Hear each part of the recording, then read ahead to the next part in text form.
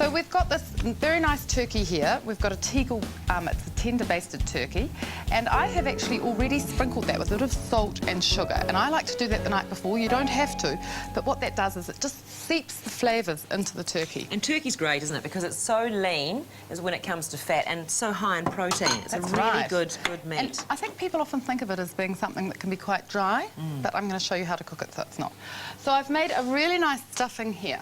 And with this stuffing, what we did was we put some onion in the food processor, and then we took that out, and then we put some dried apricots in the food processor, and then we cooked off some bacon, and then we just added the breadcrumbs, and it made this really lovely apricot and bacon, onion, stuffing. and breadcrumbs. Yeah. Easy. And before you start, what you really need to do is make sure that you've dried the inside of the cavity of the turkey, so you get paper towel.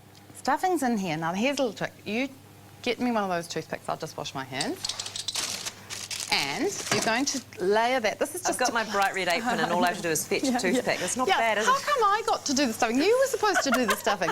How'd that happen? I'm just good at the chat. She's good at this chat. You don't have to do this, but what it does is it means that you're going to secure that little thing closed so that when it cooks you haven't got a whole lot of burnt stuff. What are the holes in there for? Okay, so what Tegel have done here is they've done it, it's like a tender base, so they make all these little holes, and then I'm assuming, because I wasn't there to watch, but when you do that yourself, you're actually injecting liquid in there, and that's what keeps it really moist. Right, okay. So now, over here, and I think this is something important, I've got a bed of onions. Now, if you want a gravy, and I'll do this with a piece of beef as well, if you want a gravy and you want it to have lots and lots of flavour and be really dense and rich, it doesn't taste oniony, but it gives it a lovely dark colour, put onions in the bottom of your roast. Wing tips get tucked under like that.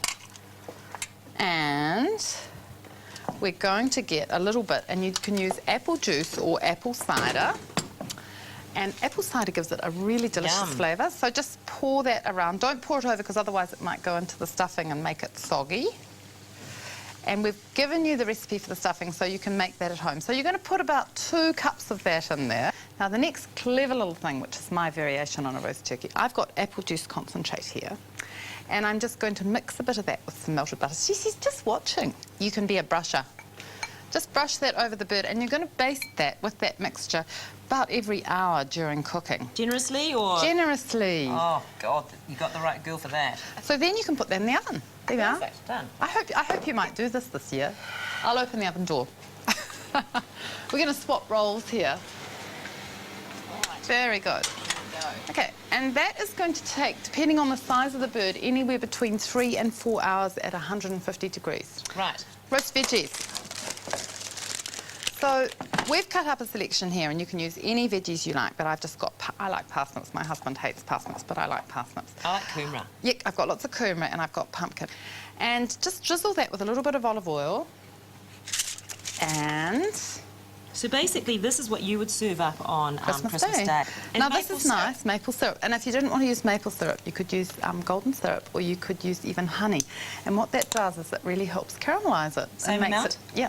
They'll take an hour to cook, but what I do is I put them in at the same temperature as the turkey, and they will be, so after about 2.5 hours of cooking, they go in. And then when the turkey's resting, because I've got one cooked over here, we put the temperature of the oven up to about 220, and they get all crisp and brown and yummy. Great. So when the turkey comes out of the oven, what you want to do is you cover it with tin foil, and then you put a tea towel on top.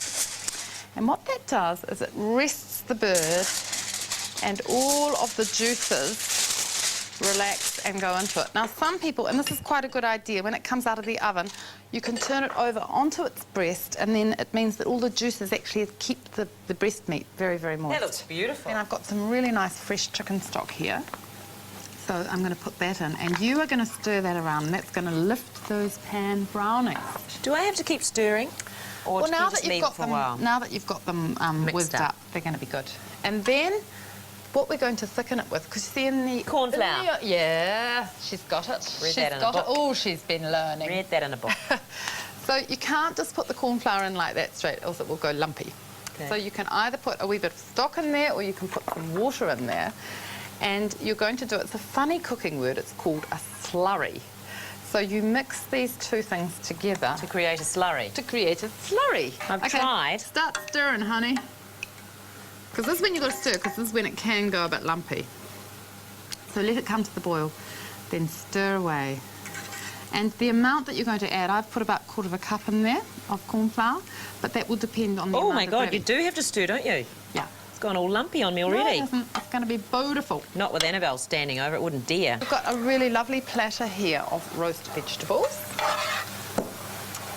We have got our lightly cooked green vegetables and some new potatoes. It's starting to feel a bit festive, isn't it? This gravy is magnificent. Isn't that good? Okay, here we go, moment of truth.